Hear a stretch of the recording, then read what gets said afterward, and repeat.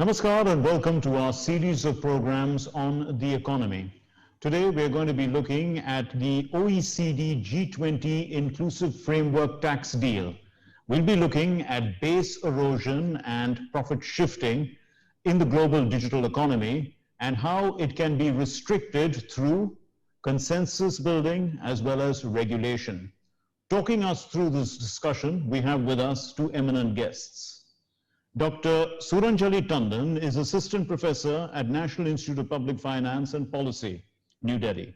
She has worked on several important projects such as the Black Money Report for the Ministry of Finance. She is the Chevening Financial Services Fellow 2019 at King's College London and currently leads the work on international tax at the Institute.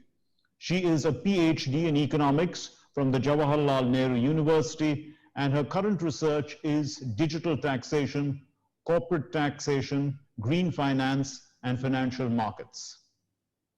Dr. Arvind Virmani is Chairman eGrow Foundation and President of the Forum for Strategic Initiative. He is a former Chief Economic Advisor to the Government of India and a former Executive Director of the IMF.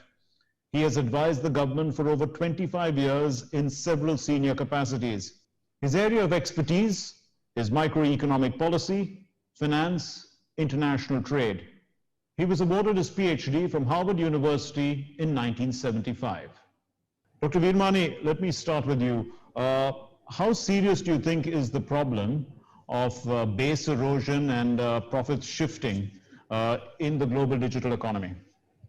This is a problem which we've been struggling with for some time. I recall in my last year in Washington at the IMF, we had initiated through the BRICS a discussion on harmonization of tax policies for this purpose. And the first BRICS meeting on this tax harmonization took place just after I left. Then at some point, the OECD started taking an interest in it. It came to the attention of G20. The US became interested. So this whole issue has been, building up. So it's not sudden. So more and more countries, of course, we have been concerned for a long time, but more and more countries became concerned about this tax avoidance issue. It's not just tax evasion.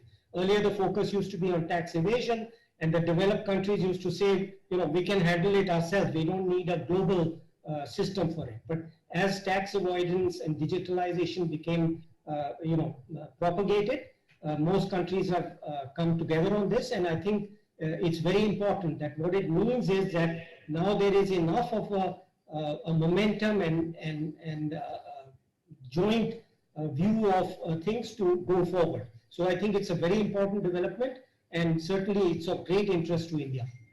Dr. Tandon, you're an expert on this. This is your area of specialization. How do you look at it? I mean, are there too many jurisdictions? Is there, difficulty in figuring out who to tax, how to tax? Does that make it easy for companies to evade as a result of that? Yeah, so I think that, the issue is important. It's been deliberated for many years. We are actually seeing the results of 7 years of negotiation under the OECD. And to bring 139 countries to the table and talk about what should be the way forward is slightly difficult, because what we are saying is that these are companies that could earlier, operate without any physical presence. Imagine all your big tech platforms, which would be just websites, and how do you tax something that's already present physically in your jurisdiction? No tax law is powerful enough to catch these companies. So I think it's a significant need of the hour. But I think to balance the interests of 139 countries is always challenging, because they're not at the same level of economic development. Their interests are not exactly aligned. So in my very first piece of work, I had looked at the distribution of digital users and digital revenue. And as you could see, the international system is slightly broken, because the revenues reported were actually concentrated in the north, the proverbial north, and the users were in the south. So I think, again, this proposal is sort of looking at that problem, fulfilling the sort of interest. So we have to see how we can progress in the future. Dr. Virmani, India wants a consensus solution, one which is simple to implement and it's also simple to comply with. So now they've come up with the two-pillar solution. Do you think it achieves that? The earlier problem before the digital world used to be that transfer pricing, the companies, multinational companies could shift profits from one jurisdiction to another and therefore minimize their tax liabilities by shifting the profits into ones where the tax rate was lower. So one pillar is what we discussed, I have discussed with you earlier also, is the minimum tax. Yes.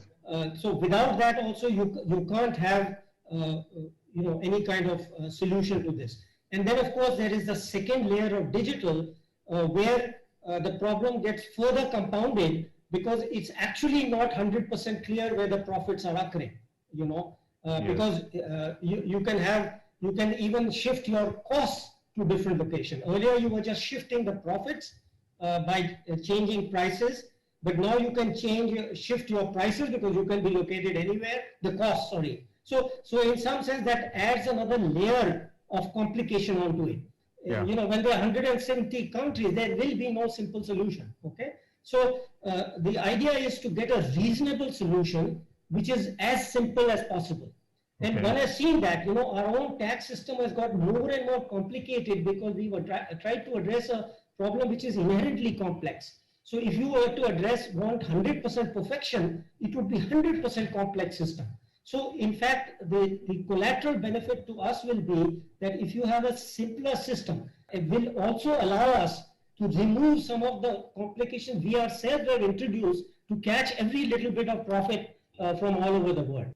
Dr. Tandon, the two pillars are what? Reallocation of additional share of profit to market jurisdictions, and the other pillar is the minimum tax subject to tax rules. You're not actually quite satisfied with this. You say that the devil is in the details. Could you explain what your problems are? First is the allocation of profits to market jurisdictions. Now, this is a great win for India because for the first time, the OECD says, okay, look, where the markets are, where the consumption is where we could allocate profits. But in my view, it's again a political issue of how much, they want to give up, and this whole definition of a residual profit. So, saying that a company derives value over and above what it does usually in its day-to-day working, which could be attributed to, any kind of intellectual property, etc., that will give to different countries only a part of that, right? So it's saying that, again, it's a political question of how much the countries that are residence countries for these companies want to give up. And so that, I think, remains to be seen. And there is, again, ways of allocating this. So there are these complicated things called revenue sourcing rules, which, in my sense, would also step on the shoes of other regulations. I don't have the time to go into that, but I think that's again a very complicated issue. And the third thing within the pillar one is the, you can't say that the tax is reallocated and no one's going to challenge it. There are going to be disputes, and India's had, and Dr. Veermani knows this, we've had a long history of disputes which are unsettled and carried forward to the next period and cause great grief amongst the taxpayers. So now for that, a new system is being set up, which is the panel dispute resolution, and which in my view mimics a little bit arbitration, which I think India has been opposed to if you look at cases elsewhere. So I think that's again a thorny issue for a lot of developing countries. Now moving to the pillar 2, right? Yeah. We go for the 15% and we say, oh look, great, a lot of money is going to come to us because now these zero tax jurisdictions are going to give us money back. But then again, the devil is really in the detail because there are 4 rules that apply. And the first 2 rules, which do not require any change in treaties, which would be applicable right away, is the reallocation of any differential in taxes to the residence countries, which is again the US, right? Yeah. And any sort of differential between, let's say, payment of interest or royalties or such passive incomes, which are selected by the OECD as covered under this plan. If there's any differential in the minimum tax, which is of course not the same as the minimum tax that applies to overall sort of the residence country, but a separate sort of bilateral, minimum tax, that would be collected only if India renegotiates its tax treaties.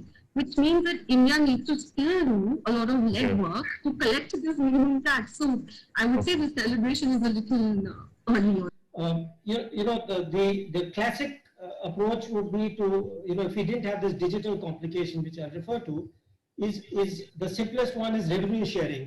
When we do contracts, for example, for natural resources, revenue method is actually not the most efficient, but we choose it because it's simpler and visible. So one aspect of these new rules is to focus on the revenues, but she very quite correctly pointed out that there is also the issue of eyeballs, which are different. So the advertising revenue, if it's a revenue model, may actually be happening in the US when many of the eyeballs, so to say, are in India. Just to take a specific example, and if you have a purely a division system based on revenues, then in some sense we are going to lose out, right? So I think that point she made is quite valid, but the problem is very complicated because that may apply to certain types of social media or something else, but not to others. But yes, I think if we are going to be in discussion, there's no harm for India to raise this issue and kind of at least bring it into the picture, even though, and put it on the table, even though at this point it may not gain that much traction. Dr. Veermani, can foolproof methods, you think, actually be used to determine sourcing rules? There are larger markets that can dominate, they can determine the course. I mean, it's going to be some like, a WTO kind of situation. It's a question of current markets versus future. Again, let me connect you to what we all discuss on the stock market, that when we talk about unicorns and these new companies, the complaint has been, oh, there is no revenue, no profit right now. It's all based on the future.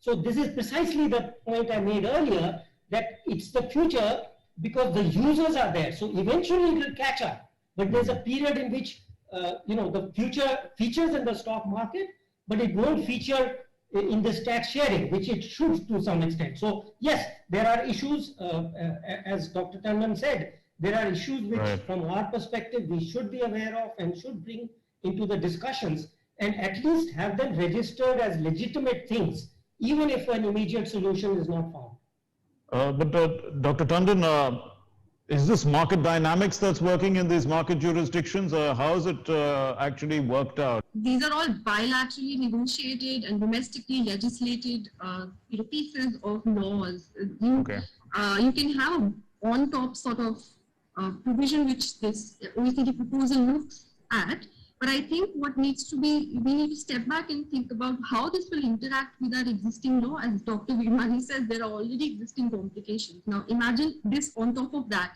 And I just want to go back to the question that you asked Dr. Veermani, and I want to say that while you're asking whether larger markets will play a greater role, I would say they're already playing a greater role.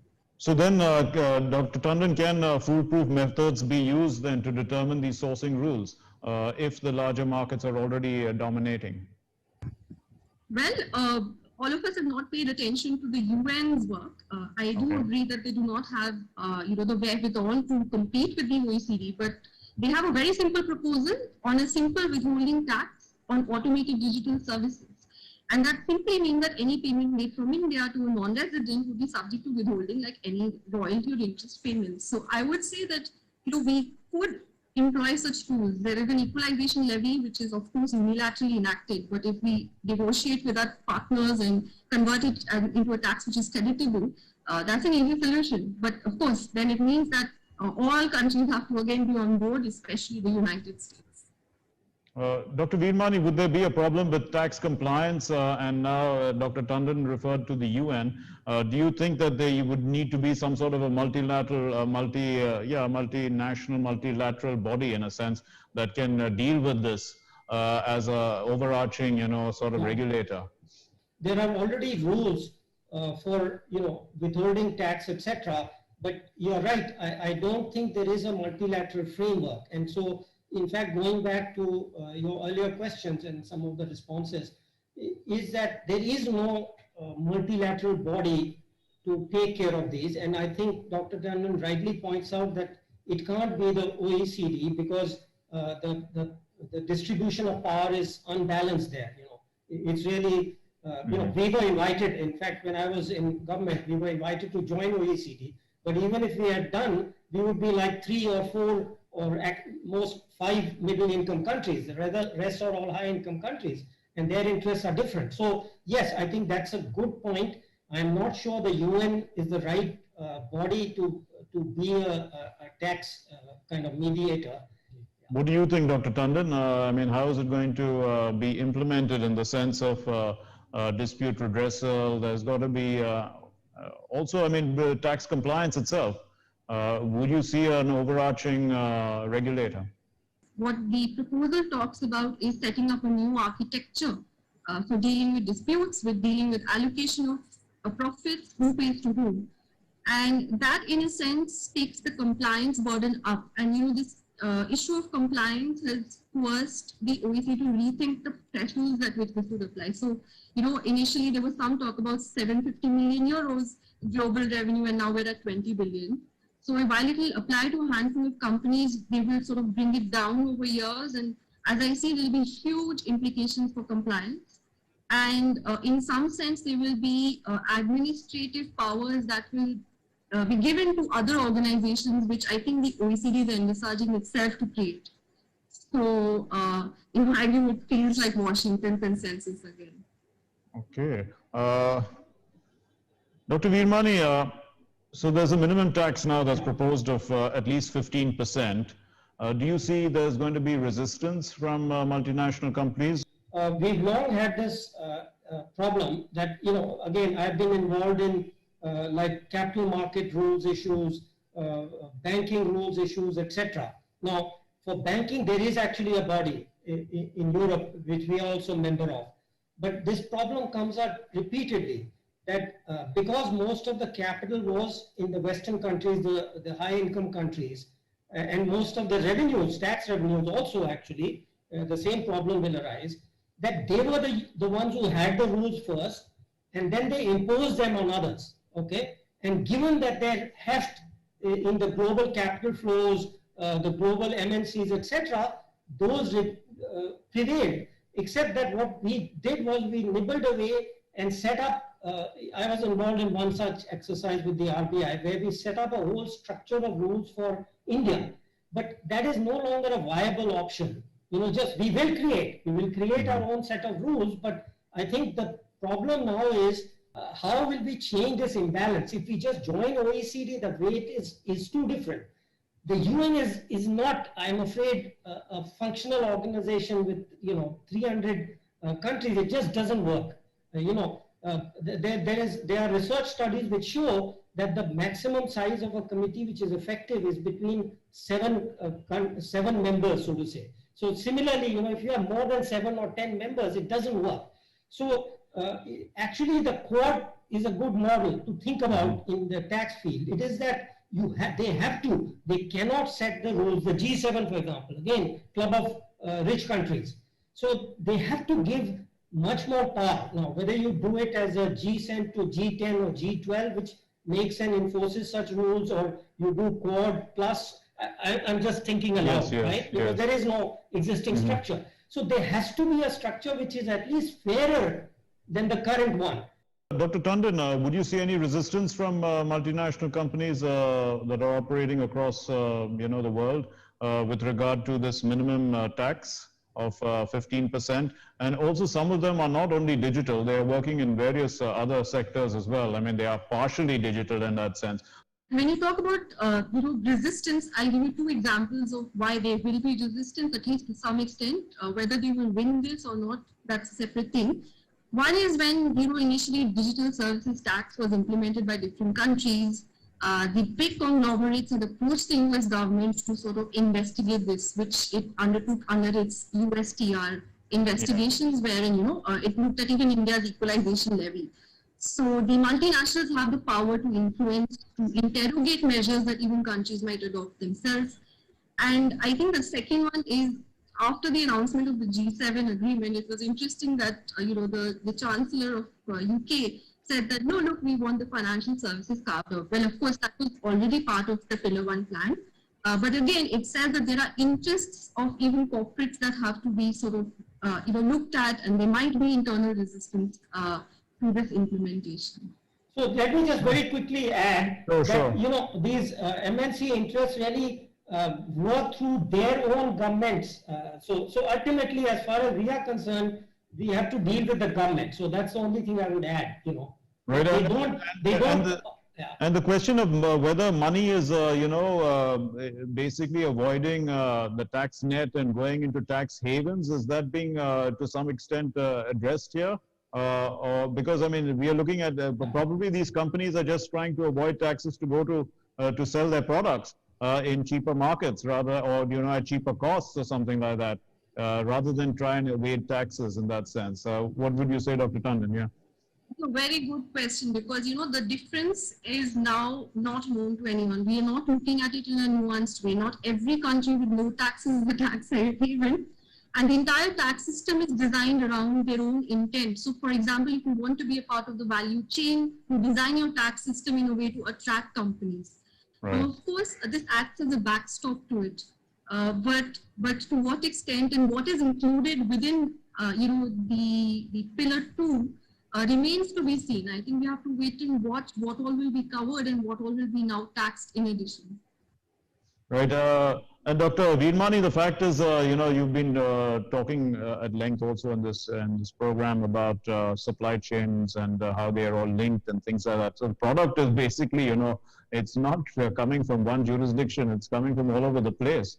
What is important about supply chains is we are at a very critical moment for India. I think the manufacturing revolution we have missed, and which may no longer exist 10 years from now, we have a window of opportunity. So we have to be a little careful.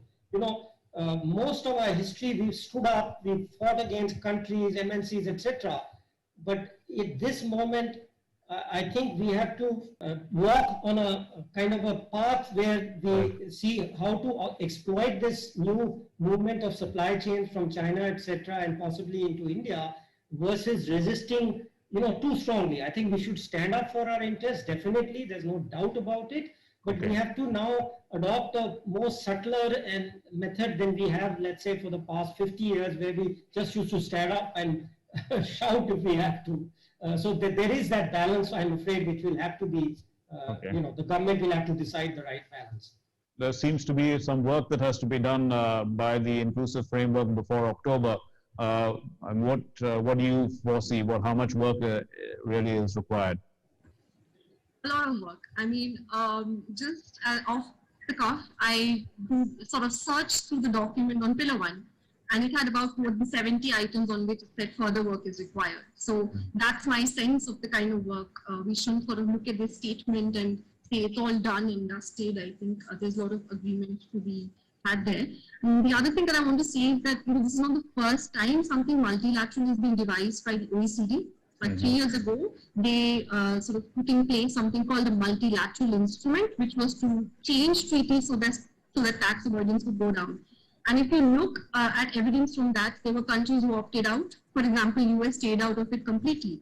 There were countries that reserved their treaties from the application. So even if this is designed at the end of the day in a way to fit the interests of 139, we still have to see how many sort of join in and what kind of provisions they sign up to. But I think a lot of work to be done. Sorry, one more thing. It's very important that all these are related. We discuss them in isolated silos, the tax on digital, the regulation, etc. But it's very important, for example, the law which is in Parliament right now, the privacy and data secrecy law, and all these things are eventually related. So the faster we move in all directions, and certainly I would 100% support if we do some solid work on the issues which Dr. Tandon has just talked about. That can play a very important input, based on solid arguments. But we mustn't forget some of these other things, and the government must move on the entire digital regulations and regulatory framework. Dr. Veermani, you had said that the digital economy is going to revive growth. It's going to lead the animal spirits for the revival of growth in our country. So, I mean, in this context, looking at this inclusive framework tax deal, Yeah, how does it affect? Yeah. So that's exactly the context I'm looking at. As I said, I am not the details. You have the expert on the details, but that's precisely the concept I'm looking at, and I'm trying to see how we can meet, 70% or whatever of our objectives in this particular area, but which assist the overall goals of creating a digital economy, which I personally believe is going to be vital for India in the next 15 years, let's say, or even longer. Anything to add, Dr. Tandon, to that comment? No, I'm absolutely in agreement, but just saying that, there was a decade when we talked about capital controls. The US sort of initially had a stance, we must open our economy, so the IMF and World Bank followed. And then we went into the global financial crisis, then we had to shut our doors, capital controls were actually good. And I think we're looking at a similar phase in taxation. So I think we should sort of tread carefully and think about our own interests and push them forward. Of course, it's very nice to be in an international setting and sort of vocalize our interests because we're a large country with very large digital users, but again, very in our interests. Thank you very much, Dr. Arvind Veermani and Dr. Suranjali Tandon for joining us here and discussing this important topic, OECD G20 Inclusive Framework Tax Deal. And thank you very much for watching. Namaskar.